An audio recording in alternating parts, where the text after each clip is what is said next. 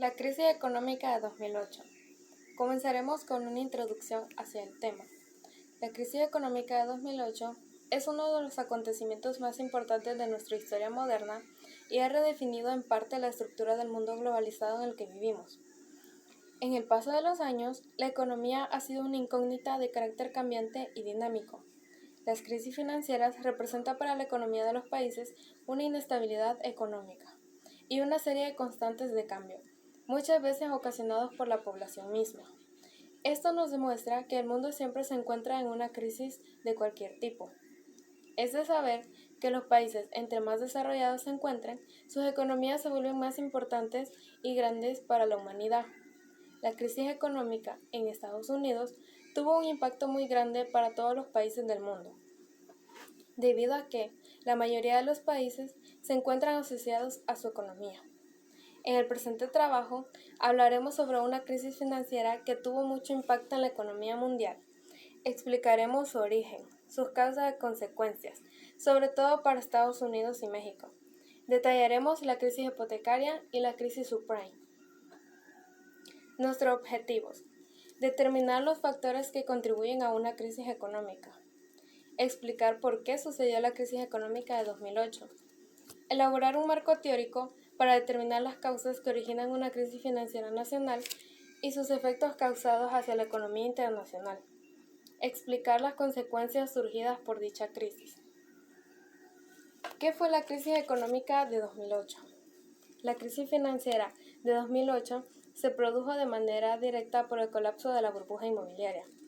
La burbuja inmobiliaria es donde se conoce el avance en la mayoría de los países industrializados de los precios de los bienes inmuebles muy por arriba de los bienes y servicios.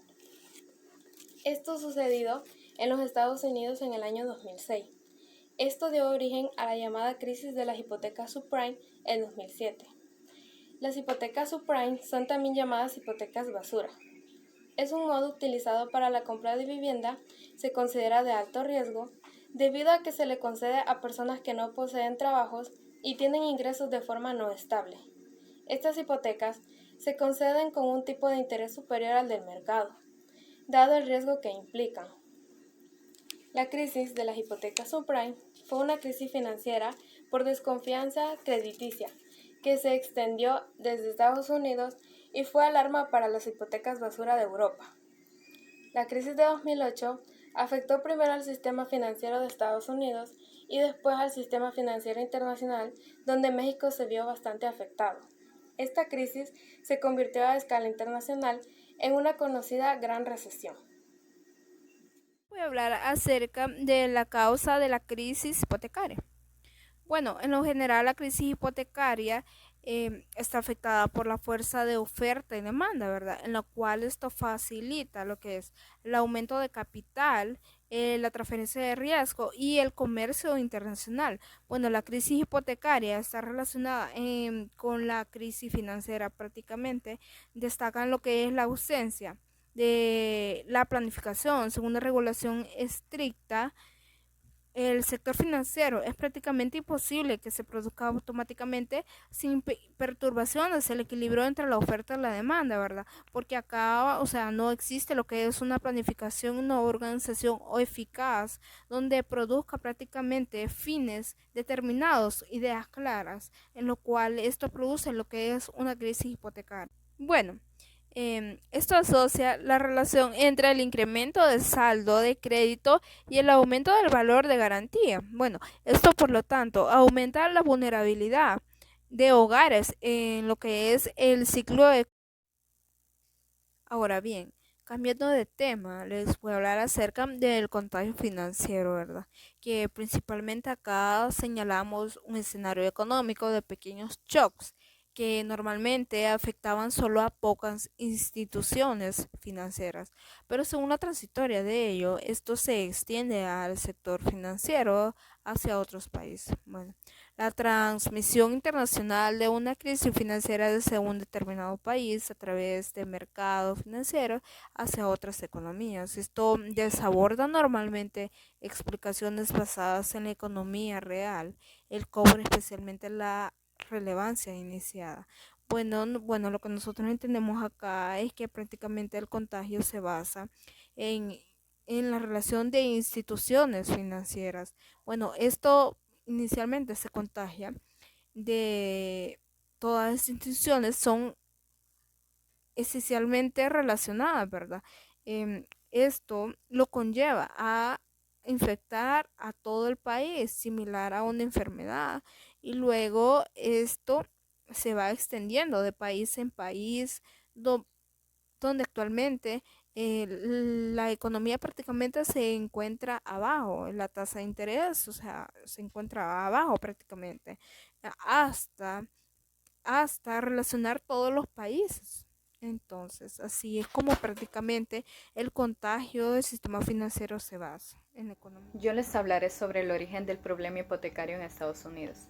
Antes de analizar el problema hipotecario en Estados Unidos, es necesario hacer una descripción de este mercado.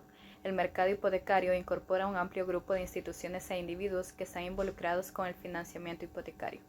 El mercado está dividido en dos partes: el mercado primario, que es donde se originan las hipotecas, y el mercado secundario, que es donde se compran y venden las hipotecas existentes. Anteriormente, el mercado hipotecario secundario era pequeño y sin mucha actividad, pero la incorporación de dos empresas apoyadas por el gobierno GSES, por sus siglas en inglés, a instancias del Congreso norteamericano, y la política de vivienda le dio un fuerte impulso al mercado secundario. Antes del desarrollo del mercado secundario, los bancos y las sociedades de ahorro financiaban la mayor parte de los préstamos inmobiliarios. La mayoría de las veces ellos originaban el préstamo, realizaban el papeleo, atendían la contratación, prestaban el dinero y recolectaban los pagos. Este mercado tuvo como resultado creciente especialización en el financiamiento hipotecario. En algunos casos, los créditos se venden de manera individual, en otras se empaquetan diferentes créditos y se venden como un activo individual. A este proceso de empaquetamiento se le conoce como titulización, y es uno de los principales elementos para explicar la crisis hipotecaria. De manera sintética, este proceso consistió en reunir los créditos de varios clientes y armar un título que se pudiera intercambiar en el mercado financiero. Muchos inversionistas compraron esos títulos, armaron otros activos financieros más grandes y los revendieron a otros inversionistas. Los bancos argumentaban que de esta manera se distribuía el riesgo a través del sistema financiero de manera más amplia. En el caso de que una persona dejara de pagar su crédito, no afectaría al prestamista tan fuertemente como antes. Uno de los problemas de este mecanismo es que induce a los bancos a enfrentar riesgos mucho mayores, no solamente en lo referente a que el valor de las propiedades no cubriera el valor de los créditos hipotecarios, o a prestar dinero a personas con alto riesgo crediticio, sino también inyectando capital propio en las empresas hipotecarias, buscando tomar el control de las empresas en adquisiciones apalancadas. Los financieros distribuyeron este riesgo a través del mercado financiero, pero no lo eliminaron, y puede manifestarse súbitamente donde menos se lo espera, por lo que la crisis de un mercado puede fácilmente extenderse a otros, tal como está sucediendo. Los títulos generados en este proceso de empaquetamiento se conocen como MBS, Mortgage Backed Securities. Son activos respaldados por hipotecas y son intercambiados en los mercados financieros, igual que las acciones, los bonos del gobierno o papel comercial. Los títulos MBS derivan de su nombre del hecho de que estos fondos invierten en valores respaldados por paquetes de créditos que pueden incluir desde créditos corporativos de alta calidad hasta préstamos de alto riesgo. Otro de los instrumentos financieros que han resultado fundamentales para el desarrollo de la crisis hipotecaria y financiera son los llamados CDOS. Por sus siglas en inglés, son obligaciones colateralizadas de deuda y son un tipo especial de títulos respaldados por activos cuyo valor y pago se derivan de un portafolio de activos subyacentes en los que el título segmenta y se le asigna diversos niveles de acuerdo al nivel de riesgo en los que se ubican los créditos subyacentes. Obviamente, mayor riesgo, mayor es la tasa de interés que ofrecían. Los inversionistas raramente saben qué clase de activos respaldan estos instrumentos, y los bancos y los manejadores de los fondos dependen de las agencias calificadoras como Moody's o Standard & Poor's para calificar los préstamos.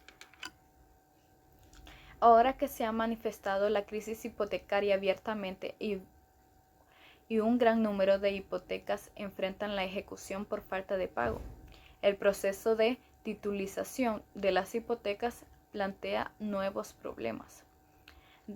La ejecución actual de una hipoteca se complica porque los bancos o los prestamistas originales armaron un paquete en donde se incluyen hipotecas con y sin problema de pago, y por ello no es fácil reestructurar solo una parte del paquete.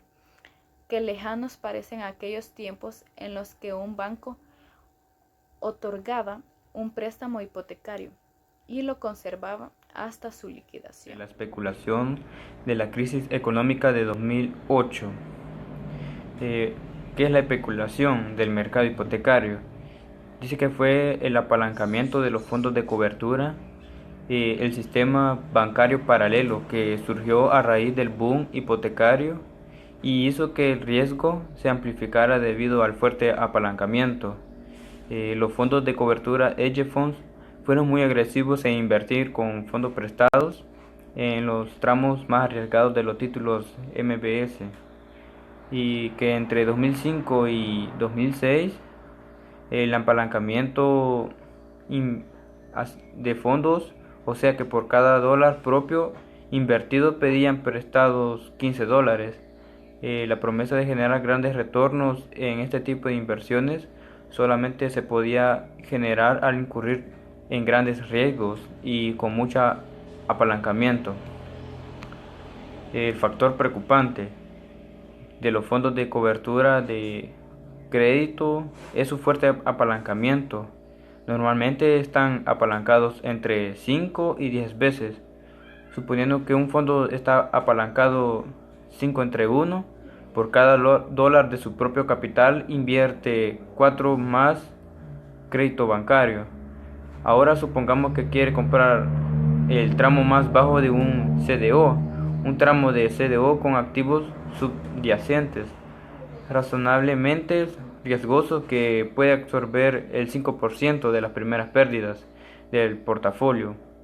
Un fondo de cobertura que compre esa posición estará apalancado con el 20:1, dado que una pérdida del 5% en el portafolio elimina totalmente su posición.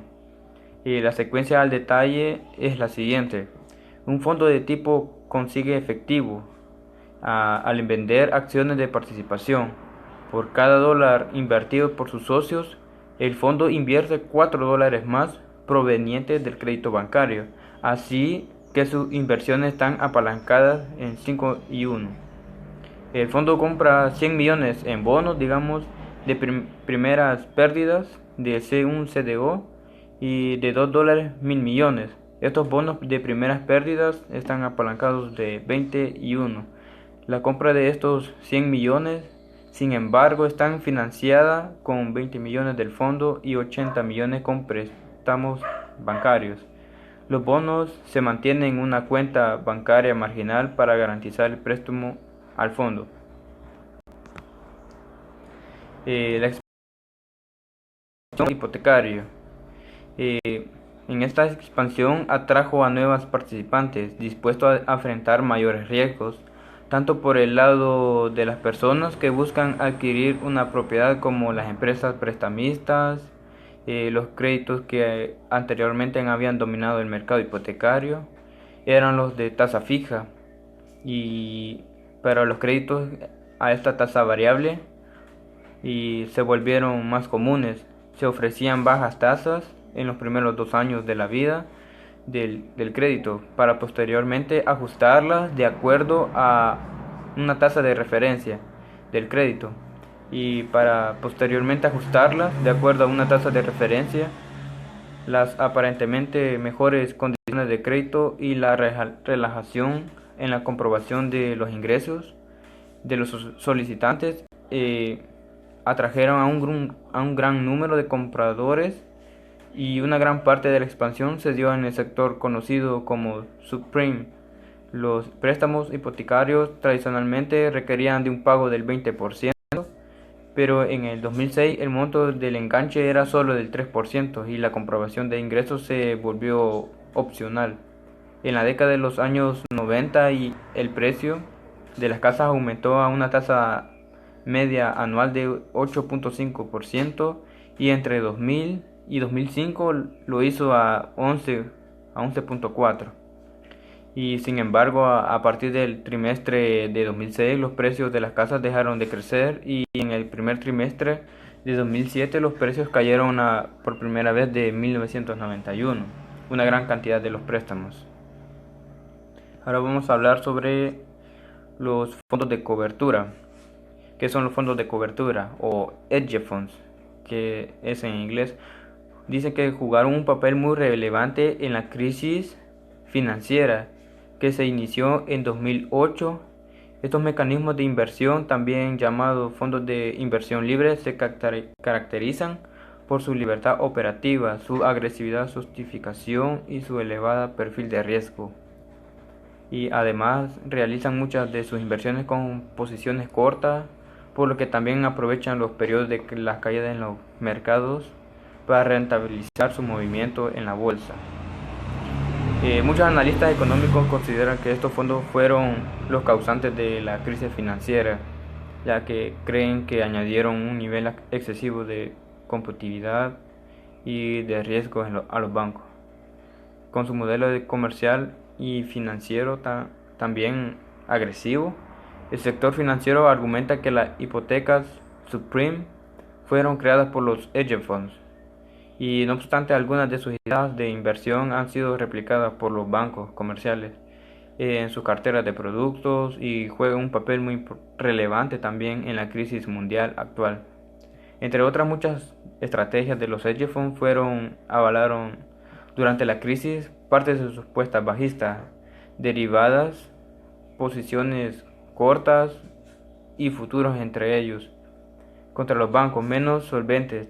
También utilizó como colateral, digamos garantía, sus acciones, entidades y empresas más sanas.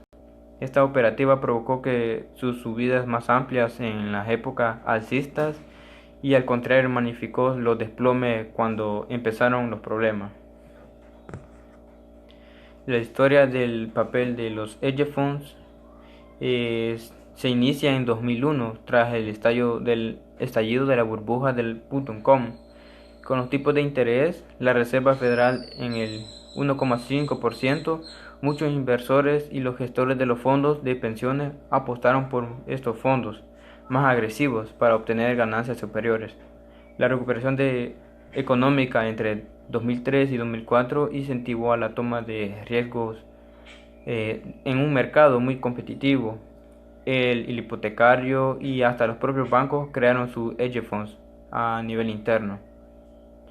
Los bajos intereses vinculados al LIBOR que ofrecieron que los hedge funds incentivaron a muchas familias a adquirir sus viviendas con mecanismos de inversión. El nivel de riesgo era bastante superior, pero el costo, al perder clientes, los bancos trataron de replicar estos productos con créditos hipotecarios con intereses muy bajos y dirigidos a captar a los ciudadanos con menores ingresos. Y muchos titulares de hipotecas, ya en ese entonces conocidas como Subprime o Basura, así en sus siglas, no pudieron pagarlas, y para entonces muchos productos como los derivados estaban respaldados con paquetes de esos créditos como colateral, aval o garantía. Bear Stearns fue el primer banco que quebró arrastrado por los productos derivados emitidos por dos de sus hedge funds. Vamos a hablar sobre los algoritmos y el efecto burbuja. Los programas trading de los hedge funds fueron valoraciones y conclusiones sobre las perspectivas de inversión en determinados valores, ya sean acciones, divisas, materias primas o metales preciosos. Digamos, por ejemplo, los algoritmos utilizados por otras entidades para analizar el mercado también utilizan estratégicamente cuantitativas similares. Esto significa que la subida de los precios provoca un efecto llamada en los programas de otros inversores que se ponen a comprar de forma casi automática. Esta característica contribuye a la generación de burbujas financieras, como que llevó al precio del petróleo hasta cerca de $147 el barril de petróleo en el 2008. Pese a que la caída de la demanda más agresiva para el mercado, no obstante, fue la crisis de las hipotecas subprime en Estados Unidos. Vamos a hablar sobre las tasas de interés. Las tasas de interés y la explosión de la burbuja hipotecaria de la crisis subprime.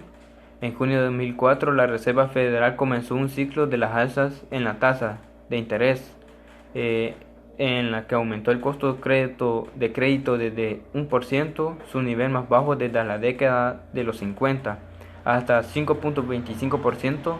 La tasa se incrementó en 17 ocasiones, y al tratar de contener la inflación, y en junio de 2006 se alza la tasa, que concluyó. El ritmo de crecimiento de la construcción de casas cayó fuertemente al mismo tiempo que los precios de las casas que se reducían. La cartera vencida de los créditos subprime comenzó a crecer marcadamente. La baja de los precios y las altas tasas de interés tuvieron como efecto muchas personas cayeran en cartera vencida, y en el 2007 las señales de la crisis hipotecaria fueron a manifestarse más frecuentemente y de manera más intensa. Y en marzo, de las acciones de la empresa New Century Financial, una de las prestamistas subprime más grandes de los Estados Unidos, fueron suspendidas del mercado accionario por el temor de la empresa que pudiera declararse en la bancarrota. En el mismo mes, el jefe de la Reserva Federal, Ben Bernanke, anuncia que la crisis de los créditos subprime podría costar hasta $100.000 millones. La preocupación sobre la situación hipotecaria creció, y el índice de Dow Jones perdió el 4.2% en una semana. El mercado fue la peor caída en 5 años. Dow Jones perdió en una sola sesión 2.1% al aumentar los temores sobre el número de las empresas financieras expuestas a los problemas del mercado subprime. Y el mismo mes, American Home Mortgage, una de las hipotecarias independientes más grandes, se declaró en bancarrota. Y hasta mediados de diciembre de 2007 que el Banco de la Reserva Federal endurece las reglas para los créditos. El FBI comenzó una investigación sobre 14 empresas involucradas en la crisis hipotecaria subprime, y una serie de eventos desataron a la crisis subprime y la reventaron la burbuja inmobiliaria. Una de ellas fue el aumento de la tasa de interés, la desaceleración de la